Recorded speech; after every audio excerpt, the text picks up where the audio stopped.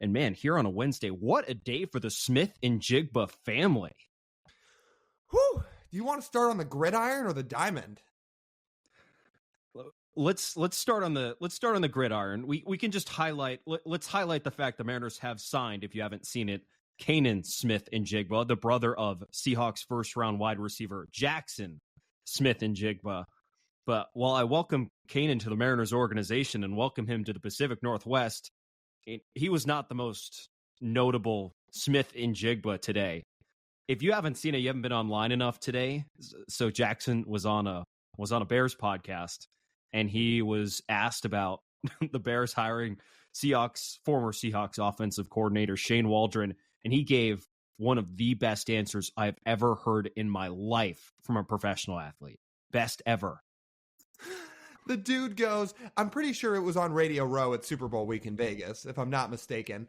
But while Jackson's opening Canaan up to Seattle with open arms, he is kicking Shane Waldron right out the door of the Pacific Northwest because he gets asked, oh, what should Bears fans or Bears players expect out of Shane Waldron? And he's like, well, it was kind of like that Garrett Cole answer when somebody asked him, have you ever used spider tack? And he starts his first 10 seconds of that answer, Garrett Cole being like, that's basically how Jaxon started his answer. And then he goes, are we live? Yeah, he wasn't even saying anything. He was just like sitting there thinking. It's like, well, if you have to sit and think about how your offensive coordinator will utilize offensive players. Ugh. And then to cap it all off, after he says, are we live? And then starts laughing again when he gets told yes, or maybe they said no, but they still posted it anyway. He goes, good luck. I lost it. I've never seen an athlete throw a former coordinator under the bus so much in such an unintentionally disrespectful way. I mean, Jaxon did that. I remember, speaking of Chip Kelly, we can get to that and speak your mind, but I remember when he was on his way out of Philadelphia, he was cycling some players off the roster. He got a ton of backlash for how he handled some professional athletes. I don't know if Shane Waldron quite did that to the Seahawks offense, but I'm going to take it he wasn't all the skilled players weren't a huge fan of how he operated. So glad the Smith-Njigba name was right in the headlines today. That's perfect to lead off this episode. Do you think DK and Tyler feel similarly about Waldron, or is it just Jaxon? I don't know. Maybe Jaxon wanted the ball more and Waldron optimized DK and Tyler Lockett a lot more. That's a good question. I think we got to get him on a podcast and ask him. I think that would be better. The problem is you can see the difference here, right? Because if Jaxon goes on 7-10, he's not saying that. They're not saying, "Oh, are you going to miss Shane Waldron?" I mean, he would. The PR staff of the Seahawks would be there to be like, "Okay, buddy, here's what we're going to say if they ask you about this." I don't know how much PR Jaxon went through before he hopped on Radio Row and started talking. I don't know. Like, what was he expecting? Do you think he had to have been expecting that question? Sitting down with a Bears podcast. I was going to say, if you were getting asked by somebody affiliated or that does a podcast for the Chicago Bears, how many things can you possibly be asked about? Your old offensive coordinator's there now. What do you think they're asking you to break down? I mean, I guess you could break down Justin Fields if you want, although he may be out the door. So I don't know how many things he really thought he was going to be asked on that show. So yeah, I don't know. I'm sure it wasn't the greatest day in the world for Seahawks PR people. Not at all. And could you imagine Jackson's phone as soon as they posted that clip? First of all, I would be kind of shocked if Jaxon ever goes on that program again now that they post him, because they kind of made him look bad.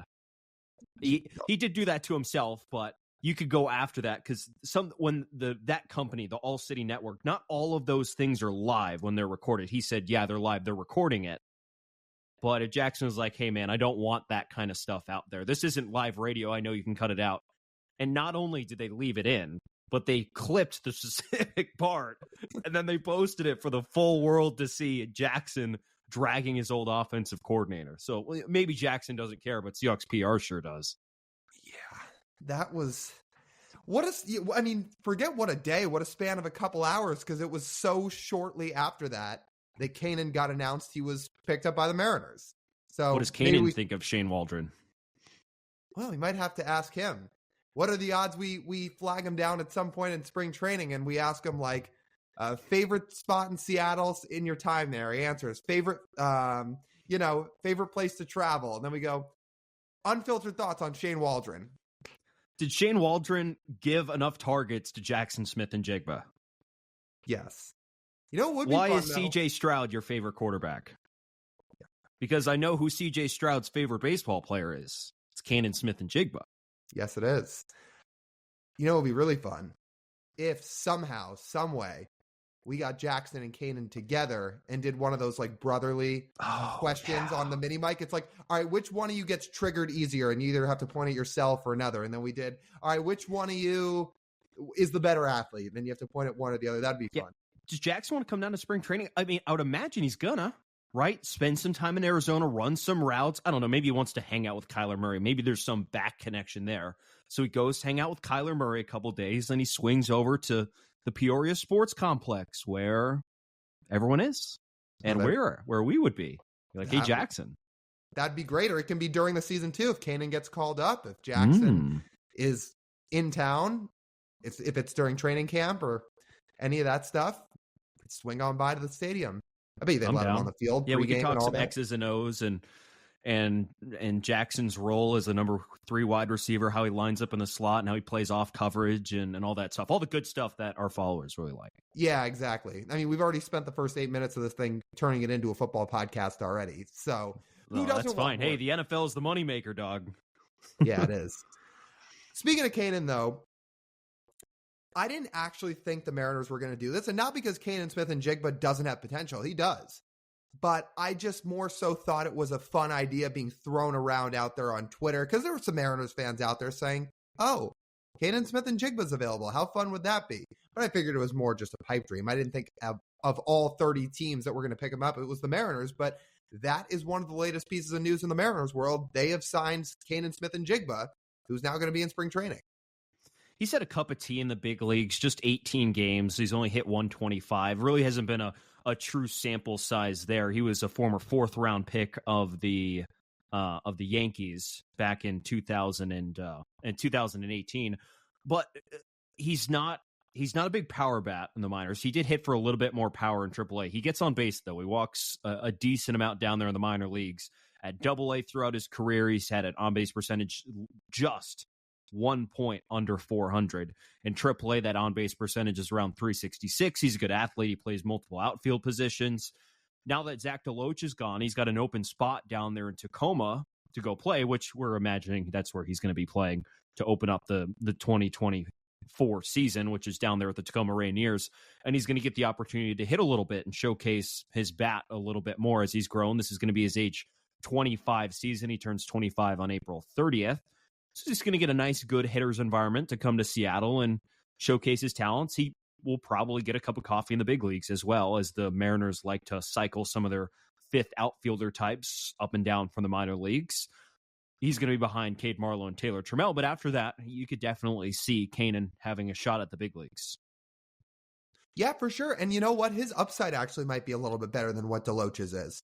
I'm not saying certainly, but there's a chance because he has some pop. And the big thing with him is he can really run. He stole 20-plus bags down in AAA Indianapolis last year. So you can see why the Mariners like him. He's got some pop. He's got some speed. He can play the outfield. Good athlete. We'll see what happens, right? There's not that much we can break down about this. Obviously, in a short time in the big leagues, it hasn't been very good. But you know what? He's only had 44 big league plate appearances. It's not like he's had a full sample size or anything either. So, yeah, just see what happens. You never know when some of these guys finally click and turn it on. Maybe for Canaan, a change of scenery is good for him. Yeah, so we'll see. And he had a lot of success in the Yankees organization when he's coming up through the minors. And then he got traded to Pittsburgh, wasn't quite as rosy, and now he's with the Mariners. So we're going to have to see that. There was another Mariners move yesterday to add to the reliever pile in spring training. Colin Snyder was claimed off waivers from the Diamondbacks. Not a whole lot of big league success, especially last year. He struggled, walked more batters than he struck out. There's some things to like with his slider, though. I'm going to credit Mariner Steve, who contributed to our mailbag last Friday, and he went up and he dug up Colin Snyder's slider numbers. and there's a 36% whiff rate there. He had an 0.67 batting average against it with a 133 slug. So there's like a little bit to like for a guy with an ERA over 5 and a strikeout rate that was not very good this past season. In 20 innings, he struck out 11 batters. That is a whopping, where is it? Oh, I didn't write that. It was 14%. Not very good. There's always something, though. When the Mariners sign one of these guys, what do we know? They like something. Otherwise, they're not bringing them in. And we know the Mariners are fantastic with reliever development. Not every single guy is going to work, but they probably see something. What is it with Snyder? It's the slider. His four-seam fastball actually isn't bad either. Those are his 2 pitches. Now, his four-seamer wasn't thrown at a high in high volume last year, but slider's the big one. And he doesn't get barreled up very hard. Like, he doesn't get hit hard. So I think that's the other thing they're looking at. And they say, look, we may have something here. Justin Topa in 2022, he didn't throw quite as many innings as Snyder did, but he didn't strike a ton of guys out. His walk rate was a little bit higher, and then it clicked. Snyder feels a little bit like that with a good slider, whether he doesn't get hit hard. Not saying he will be Justin Topa, but we'll see. And the Royals don't have the best pedigree with pitching development either. They have had Jaxon Kowar, hello. Not a sterling reputation of getting the best out of their arms. So, we will see with Colin Snyder. The final thing before we get to our main subject today, a report came out from Daniel Kramer of MLB.com about a couple nuggets on the Mariners non-roster invitees to spring training. Harry Ford and Cole Young, the Mariners' top 2 prospects, will both be getting invitations to big league camp. And more importantly, they will both be getting time on the infield. Cole's a shortstop. He's obviously going to be on the infield. But Harry Ford, who's came up through the organization as a catcher, we've heard so much about his athleticism. He's finally going to get to see time in the field out somewhere besides behind the plate. And what I think because of that is that they see a path to the big leagues this year for Harry Ford. And he's not going to unseat Cal Raleigh. It does Harry Ford no service to sit behind Cal Raleigh at the big league level. You'd rather get him up there to the big league level and play every single day somewhere else. And it seems like that's going to be infield. That'd be great. And third base makes the most sense, right? It's the probably least solidified position right now. So if Harry Ford's going to learn third base, then I'm sure he's got the arm for it. Obviously, he's got a great arm behind the plate. So if he can be behind the plate, he can definitely be over at third base. If he can get up that way, great. The only thing I'm a little bit surprised about with Harry Ford is I always figured if he was going to play somewhere else, it was going to be the outfield. But I guess they say infield. Outfield's a little less resistance in the outfield, I think. Kind of. I mean, there's the thing. What Harry has working for him on the infield. Here's how I put it. All the Mariners' best prospects are infielders right now. But the thing is, they're all younger than Harry Ford, and they're all lower in the organization than him. So if he's going to get to the big leagues first, he can go there and grab a spot. But if he's a good athlete, you can move him in and out if you need to, as long as you get him enough repetition when he needs it out there. If you see Harry Ford somehow supplanting Cade Marlowe, Taylor Trammell, and Canaan Smith-Njigba and jumping all of them to the big leagues, then yeah, outfield's a realistic path. But I don't think so, because right now, if you move Harry Ford to the infield, who's in front of him? Yeah, that's a good point. It's less crowded out there right now. Although if his bat is that good, maybe you find a spot for him in the outfield if you feel like that's where he's better suited and you rotate everybody else around as needed. Maybe.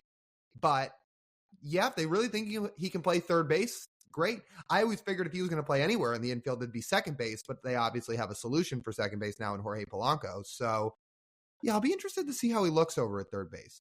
The other thing too is, I always figured there was a chance some other guys could get moved around. Cole Young, for example. Don't you think if he was going to get up to the big leagues now, he'd be at third base because they've got Polanco? I thought Cole was going to be a second baseman. Sorry, did I say third? That's what I meant. Yeah. Yeah. Everybody thought Cole Young, when he got called up, would be the second baseman. But now they have Polanco, and assuming he plays well, you'd have to put Cole Young somewhere else, right? Wouldn't he play third? Well, if you got the whiteboard in Jerry's office, if you're looking at your prospects that are going to make an impact on the big leagues this year, and you have Harry Ford at number 1, he's going to get that priority spot over Cole. So if he goes to third, then there's no reason to bring Cole up this season. I knew you floated way earlier in this offseason that you don't think it's out of the question that Cole Young comes up and plays in the big league this year. I think that for the most part gets shot down if Harry Ford spends a lot of time on the infield in the minor leagues, and he's slotted ahead of Cole Young because that would be taking Cole's spot. And Yeah, then Cole, Harry- and then Cole would fight for a spot next season. The Mariners would have another roster crunch on their hand to really figure out how they're going to get all these guys playing time if Cole's really ready next year at age 21. If Harry's playing better than Cole Young, Harry's going to be the first one up. But I was going to say, I'm glad you brought up that Cole Young take of mine, because I feel like I'm validated a little bit with this Daniel Kramer report. Now I feel like me saying there is a chance Cole Young gets up in September isn't crazy anymore, because why in the world else would they have him playing significant time in big league camp if they thought he was not going to be up at all this year? There are 31 other people invited in the same list as Cole Young. But it sounds like he's going to play a lot. There's guys that get invited to big league camp that don't play all that much. Sounds like him and Harry are going to play. That's fair, but the news that Harry's on the infield makes me think Cole is a rung lower than Harry Ford. And unfortunately, I like your take. But if Harry's going to take his spot on the infield, it kind of nullifies any chance Cole Young has of being up unless someone gets hurt. Honestly, it sounds like it could be a race between those two to the show. Harry Ford, as we sit right now, is probably a little bit ahead of Cole Young because Harry played the whole year in high A. Cole played part of the year in high A. But it may be a race all of a sudden between those two. Those guys will play different spots in Double A this year at some point in time, whether it's right away, a few weeks in, a month and a half in, whatever. Assuming Cole Young continues to hit, he's going to Double A this year. And they will play different positions. So whoever's hitting better between those two, that's who's going to have the edge. It could be. Yeah, we're gonna have to see that. I'm excited to watch both of them. And hey, both of them will be on 10 of 30 games we can watch on Root Sports. 10 of 30. 10 of 30. 1/3 of the games are on Root Sports. Why? Like, what is the issue with showing all of them? It's a good question. I don't know what do they show on Root at noon on a weekday. I couldn't tell you if I've ever turned on Root at noon on a weekday, unless it's a daytime Mariners game. Yeah, right. Is it Mariners All Access? Are they just regurgitating that? Like, you'd think. It is kind of puzzling, but that's it. They'll all be on the radio. Yeah, well, radio's great, and obviously Rick and Aaron and Gary are all awesome, but it is nice to have some visual, and it's nice to just have highlights tweeted out.